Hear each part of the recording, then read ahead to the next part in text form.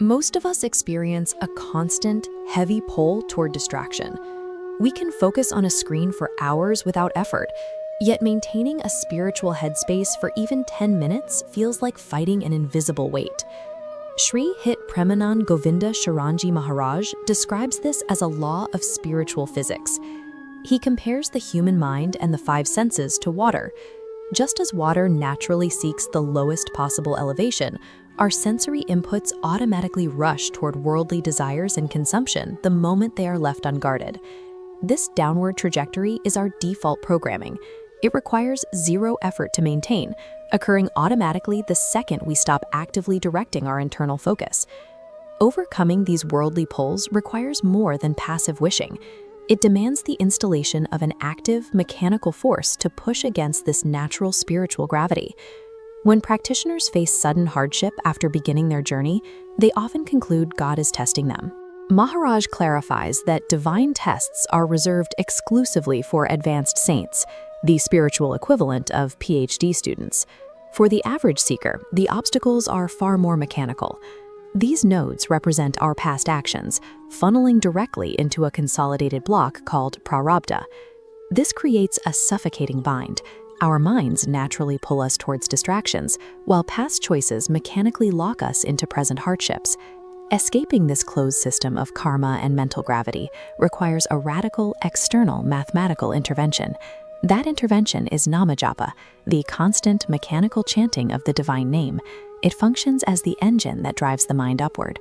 Maharaj uses a mathematical analogy to explain the impact. He suggests that a life operating without devotion is effectively a zero. No matter how much worldly success is added, the total value remains unchanged. The practice of chanting places a 1 in front of that 0, instantly creating a value of 10.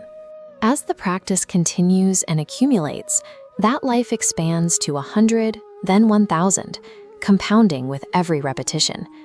Chanting serves as a mathematical multiplier that compounds the underlying value of a person's entire existence. This progress often starts with a paradox. Why does life frequently feel more painful right after you begin a spiritual practice? The divine name acts as a fire that burns away accumulated bad karma. This rapid destruction of old patterns temporarily manifests as earthly hardship, a sign that the purification mechanic is working. There is a specific loophole for unconscious sins. Maharaj explains that these are often burned away through the psychological experience of bad dreams, sparing the physical body from having to endure the consequences in waking life. Because this deep cleaning takes time, the practitioner must strictly blockade the mind's inputs to prevent new negative karma from taking root. This involves practical, real-world filters, consuming pure, sattvic food, avoiding negative media on screens, and rejecting all forms of gossip. Spiritual progress is a two-front war. It requires an active engine of chanting to push forward, and heavily shielded senses to survive the friction of karmic healing. This spiritual rewiring happens within the world, rather than by escaping it. You don't need to quit your job or move to a monastery to experience this change. Consider a police officer. By doing the job honestly and refusing bribes, they turn civic duty into a profound act of devotion. This pragmatic approach even applies to parenting. Maharaj suggests that parents can financially reward or even bribe their children to encourage them to chant. The child's initial greed is irrelevant to the mechanic. The repetitive sound of the name eventually purifies the mind and takes root regardless of the initial motive.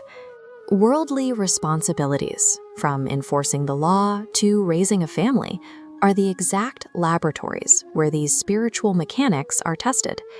The ultimate target of this disciplined practice is tattva drishti, the ability to perceive fundamental reality.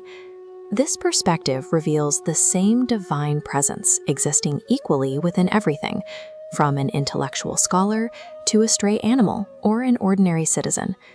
Achieving this state allows the practice to transition from a forced mechanical routine into a completely natural and effortless way of being. The final shift is personal.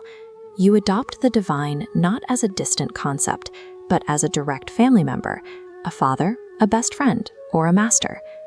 Devotion is the mathematical, mechanical, and loving integration of the divine into every single second of human existence.